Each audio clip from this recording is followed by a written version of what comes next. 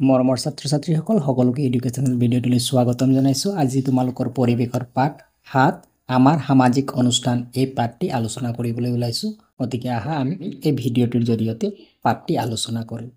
তোমালোকে এই ছবিখন দেখা পাইছা। এই ছবিখনৰ পৰা কিছুমান প্ৰশ্ন আছে। এই প্ৰশ্নকেইটা ইয়াত দিয়া আছে। ল'ৰা-ছোৱালীয়ে কি কৰি আছে? ইয়াত ল'ৰা-ছোৱালীয়ে কি কৰি আছে কৈছে। ল'ৰা-ছোৱালীয়ে কিছুমানে পঢ়ি আছে, খেলি আছে আৰু কিছুমানে গান গাই আছে, নাচি আছে। আৰু ছেকেণ্ড প্ৰশ্নটো হৈছে ল'ৰা-ছোৱালীবোৰে লিখা পঢ়াৰ লগতে বিদ্যালয়ত আন কি কাম কৰে? ল'ৰা-ছোৱালীয়ে বিদ্যালয়ত লিখা পঢ়াৰ লগতে কি কাম কৰে? নাচ গান কৰে, খেল ধেমালি কৰে, তৰ্ক, কবিতা আবৃত্তি আদি বিভিন্ন ধৰণৰ প্ৰতিযোগিতাত অংশগ্ৰহণ কৰে আৰু বিভিন্ন ধৰণৰ চাফ চিকুণতাৰ কাম স্কুলত বিদ্যালয়ত ছাত্ৰ-ছাত্ৰীসকলে কৰে। লগতে শিক্ষক শিক্ষয়িত্ৰীসকলকো বিভিন্ন সৰু সুৰা কামত ছাত্ৰ-ছাত্ৰীসকলে সহায় কৰি দিয়ে। বিদ্যালয়খনৰ চৌহদত কি কি গছ আছে? ইয়াত চাবা যে ছবিখনত চাই তোমালোকে ক'ব পাৰিবা কি কি গছ আছে। নাৰিকল গছ আছে, তামোল গছ আছে, কলগছ আছে, এয়া আম গছ, অমিতা গছ, গোলাপ ফুলৰ গছ, নাৰ্জী ফুল ইত্যাদি গছ তোমালোকে বিদ্যালয়ৰ চৌহদত দেখা পাবা। এই ছবিখনত গছবোৰৰ পৰা তেওঁলোকে কি কি সহায় পাইছে? গছবোৰৰ পৰা ল'ৰা-ছোৱালীসকলে কেনেধৰণৰ সহায় পাইছে? গছবোৰৰ পৰা ল'ৰা-ছোৱালীয়ে এটা চাৰিওফালে ফুলৰ গছ থকাৰ বাবে ল'ৰা-ছোৱালীয়ে এটা মনোৰঞ্জন আনন্দ লাভ কৰিছে আৰু এটা ধুনীয়া পৰিৱেশৰ সৃষ্টি হৈছে, হয়নে? আৰু গছ এজোপাই কি ছাঁ দিয়ে, হয়নে? তো গছ এজোপাৰ তলত বহাৰ সুবিধা আছে আৰু ইয়াত বহি গছৰ ছাঁত বিভিন্ন ধৰণৰ ক্ৰিয়াকলাপ কৰিব পৰা সুবিধাটো আছে। গছ-গছনিৰ পৰা তেওঁলোকে এনেধৰণে সহায় পোৱা দেখা গৈছে।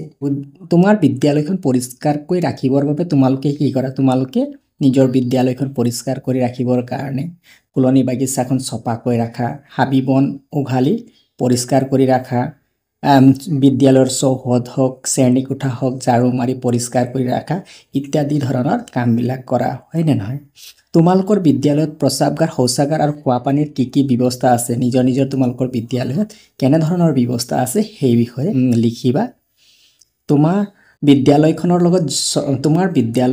লগত ছবিত দেখা বিদ্যালয়খনৰ কি কি মিল আৰু অমিল আছে?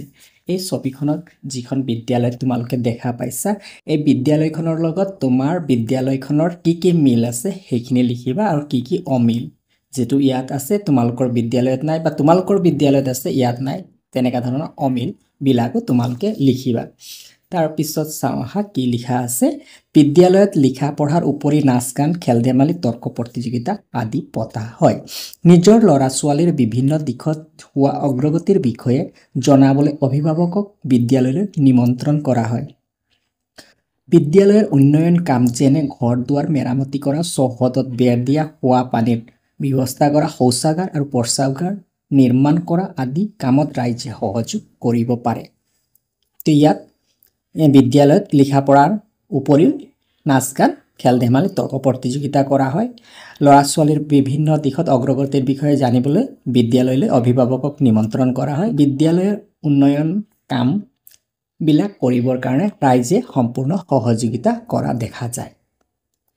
বিদ্যালয়ৰ উপৰি আমাৰ পৰিৱেশত আন বহুতো অনুষ্ঠান প্ৰতিষ্ঠান আছে। এই অনুষ্ঠান প্ৰতিষ্ঠানবোৰ আমাক বিভিন্ন ধৰণে সহায় কৰে। কেইটামান অনুষ্ঠান প্ৰতিষ্ঠানৰ বিষয়ে আলোচনা কৰোঁ আহা। প্ৰথম, পুথিভঁৰাল। ছবিখনত কি কি দেখিছা? এই ছবিখনলৈ চাবা। ছবিখনত কি দেখিছা? এইখন এখন পুথিভঁৰাল। পুথিভঁৰালত একেবাৰে আলমাৰীবিলাকত কি কিতাপেৰে ভৰ্তি হৈ আছে। তাৰপিছত ল'ৰা-ছোৱালীয়ে পুথিভঁৰাললৈ আহিছে কিতাপ নিবৰ বাবে। এনেধৰণৰ আমি এই ছবিখনত দেখা পাইছোঁ, হয়নে? ইয়াৰ পৰা আমাৰ কি উপকাৰ হয়? ইয়াৰ পৰা আমাৰ অৰ্থাৎ পুথিভঁৰালৰ পৰা আমাৰ কি উপকাৰ হয়? বিনামূলীয়াকৈ কিতাপ এখন পঢ়িবৰ কাৰণে নিব পাৰোঁ। নি পেলাই পঢ়ি শেষ হোৱাৰ পাছত আমি পুথিভঁৰালত আকৌ ঘূৰাই দিওঁ। গতিকে বিভিন্ন ধৰণৰ কিতাপ আছে। ইমান কিতাপৰ ভিতৰত তুমি তোমাৰ পচন্দৰ কিতাপসমূহ বিচাৰি লৈ তুমি ঘৰত পঢ়িব পাৰিবা। এইখিনি সুবিধা বা উপকাৰ হয় আমাৰ পুথিভঁৰাল এখনৰ পৰা। তোমালোকৰ বিদ্যালয়ত পুথিভঁৰাল আছেনে? যদি আছে লিখিবা আৰু নাই যদি নাই লিখিবা। জানি লওঁ আহা, পুথিভঁৰালৰ পৰা কিতাপ আনি পঢ়াটো এটা ভাল অভ্যাস। পুথিভঁৰালৰ পৰা কিতাপ আনি পঢ়াটো ভাল অভ্যাস। পুথিভঁৰালত থকা কিতাপ, আলোচনী আদি পঢ়ি বহুতো নজনা কথা জানিব পাৰি। পুথিভঁৰালৰ পৰা কিতাপ অনা আৰু ঘূৰাই দিয়াৰ নিৰ্দিষ্ট নিয়ম থাকে। নিজৰ ঘৰতো বিদ্যালয়ৰ দৰে পুথিভঁৰাল গঢ়ি তুলিব পাৰি। আজিকালি কম্পিউটাৰৰ সহায়ত ডিজিটেল পুথিভঁৰালৰ জৰিয়তে ঘৰতে বহি কিতাপ পঢ়িব পাৰি। গতিকে কিতাপ পঢ়াটো এটা ভাল অভ্যাস। আমি বহুতো নজনা কথা কিতাপ পঢ়ি জানিব পাৰোঁ। আৰু পুথিভঁৰালত এটা নিৰ্দিষ্ট নিয়ম থাকে কিতাপ লোৱা আৰু ঘূৰাই দিয়াৰ।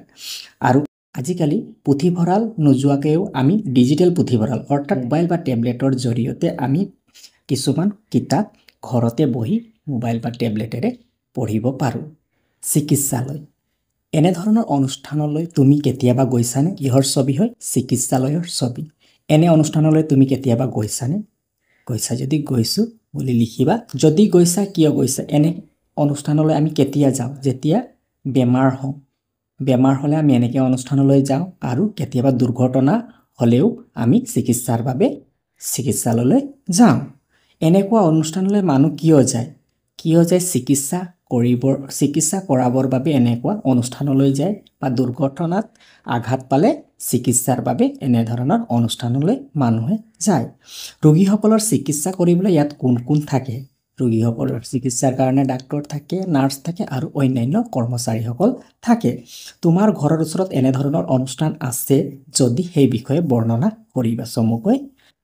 জানি লওঁ আহা, ৰোগীৰ চিকিৎসাৰ বাবে ঠায়ে ঠায়ে চৰকাৰে চিকিৎসালয় পাতি দিয়ে। ৰোগীৰ চিকিৎসা সুবিধাৰ বাবে চৰকাৰে ঠায়ে ঠায়ে চিকিৎসালয় পাতি দিয়ে। গৰু, ম'হ, কুকুৰ, হাঁহ, কুকুৰা আদিৰ চিকিৎসাৰ বাবেও পশু চিকিৎসালয় আছে। অকল মানুহৰ বাবে চিকিৎসালয় আছে তেনে নহয়, জীৱ-জন্তুৰ চিকিৎসাৰ বাবেও কি আছে? পশু চিকিৎসালয় আছে। নগৰবোৰত বেচৰকাৰী চিকিৎসালয়ো থাকে, অৰ্থাৎ চৰকাৰৰ নহয়, বেচৰকাৰী অৰ্থাৎ প্ৰাইভেট হস্পিটেলো নগৰবোৰত থাকে। আৰক্ষী চকী। এইখন কিহৰ ছবি চোৱা? ইয়াত ছবিখন চোৱা। ছবিত দেখাৰ দৰে পোছাক পিন্ধা লোকক আমি কি বুলি কওঁ? এয়া পোছাক পিন্ধাজনক কি বুলি কওঁ? পুলিচ বুলি কওঁ, নহয়নে? তেওঁলোকক কি কাম কৰা দেখিছা? তেওঁলোকক দেশ ৰক্ষা, শান্তি ৰক্ষাৰ কাৰণে কাম কৰা দেখিছোঁ। আমাৰ সমাজত যিবিলাক বেয়া কাম, সেই কাম কাজত বাধা দিয়াৰ কাৰণে পুলিচে আমাক সহায় কৰে। আৰু আলিবাটত, ৰাস্তাত, যান বাহন নিয়ন্ত্ৰণত পুলিচে আমাক সহায় কৰে। তোমাৰ ওচৰত এনেকুৱা অনুষ্ঠান আছেনে? যদি আছে লিখিবা। তেওঁলোকৰ পৰা আমি কি কামত সহায় পাব পাৰোঁ? তেওঁলোকৰ পৰা আমি সমাজত হোৱা বেয়া কামবোৰত বাধা দিয়াৰ কাৰণে পুলিচে আমাক সহায় কৰে, এনেধৰণৰ সহায় পাব পাৰোঁ। আৰু আলিবাটত বা গাড়ী মটৰ নিয়ন্ত্ৰণৰ কাৰণে আৰু যি আমাৰ শান্তি শৃংখলা ৰক্ষা কৰাৰ ক্ষেত্ৰত পুলিচে আমাক সহায় কৰে, আৰক্ষীয়ে আমাক সহায় কৰে। তোমালোকৰ ঘৰৰ ওচৰত থকা আৰক্ষী চকীটোৰ নাম কি? তোমালোকৰ ঘৰৰ ওচৰত যদি আৰক্ষী চকী আছে বা ওচৰত আটাইতকৈ ওচৰত থকা আৰক্ষী চকীটোৰ নাম লিখিবা। আৰক্ষীৰ লোকে কি কাম কৰে? দেশৰ শান্তি শৃংখলা ৰক্ষা কৰে, সমাজৰ অপকাৰ হ'ব পৰা কাম কাজ কৰাত বাধা দিয়ে, আলিবাটৰ যান বাহন নিয়ন্ত্ৰণ কৰা আদি কামত সহায় কৰে। ডাকঘৰ। ছবিত দেখা এই অনুষ্ঠানটোৰ নাম কি? ছবিত দেখা এই অনুষ্ঠানটোৰ নাম ডাকঘৰ। ইয়াত কি কাম কৰা হয়? ইয়াত চিঠি পত্ৰ অনা নিয়া কৰা হয় আৰু ইয়াত টকা পইচাৰ আদান প্ৰদানো কৰা হয়। তুমি কেতিয়াবা ডাকঘৰলৈ গৈছানে? যদি গৈছোঁ বুলি লিখিবা আৰু নাই যোৱা যদি যোৱা নাই বুলি লিখিবা। তোমাৰ ওচৰত থকা ডাকঘৰটোলৈ যোৱা আৰু তাত কি কাম হয় চোৱা। তোমাৰ ওচৰত ডাকঘৰটোলৈ তুমি মা বা দেউতাৰ লগত এদিন যাবা আৰু ডাকঘৰত কিনো কাম হয় সেই কামখিনি চাবা। জানি লওঁ আহা, ডাকঘৰৰ যোগেদি চিঠি পত্ৰ আদান প্ৰদান কৰা হয়, ডাকঘৰৰ যোগেদি টকা পইচাৰ আদান প্ৰদান কৰা হয়। ডাকঘৰৰ চিঠি পত্ৰ টকা পইচা আদি বিলোৱা মানুহজনক কি বুলি কোৱা হয়? ডাকুৱাল বা পিয়ন বুলি কোৱা হয়। ধৰ্মীয় অনুষ্ঠান। ওপৰৰ ছবিকেইখন চাই উপাসনা গৃহবোৰৰ নাম কোৱা। কোনটো অনুষ্ঠানত কি ধৰ্মৰ মানুহে উপাসনা কৰে? প্ৰথম উপাসনা গৃহটোৰ নাম হৈছে মন্দিৰ, নামঘৰ, গীৰ্জা, মছজিদ। মন্দিৰ আৰু নামঘৰত হিন্দু ধৰ্মাৱলম্বী লোকসকলে উপাসনা কৰে।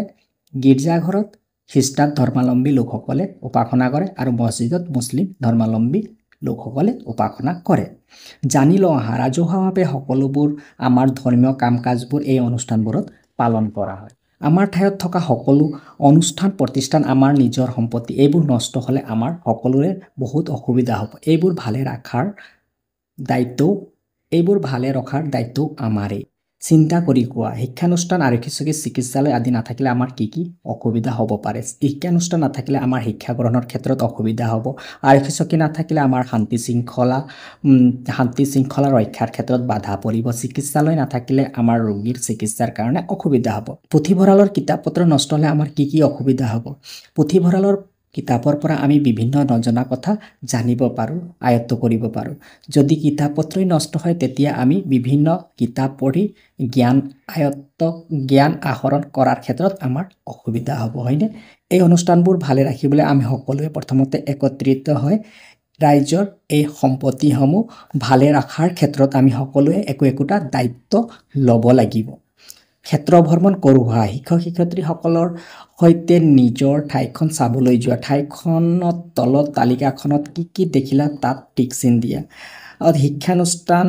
অনুষ্ঠান প্ৰতিষ্ঠান, এইবিলাকৰ অনুষ্ঠান প্ৰতিষ্ঠানৰ নাম দিয়া আছে, ইয়াত শিক্ষানুষ্ঠানৰ নাম দিয়া আছে। তোমাৰ ঠাইত এই অনুষ্ঠান প্ৰতিষ্ঠানৰ কোনখিনি অনুষ্ঠান প্ৰতিষ্ঠান তোমালোকে দেখা পাইছা তাত টিক চিন দিবা। আৰু শিক্ষানুষ্ঠান কি কি শিক্ষানুষ্ঠান দেখা পাইছা, যি দেখা পাইছা তাত টিক চিন দিবা।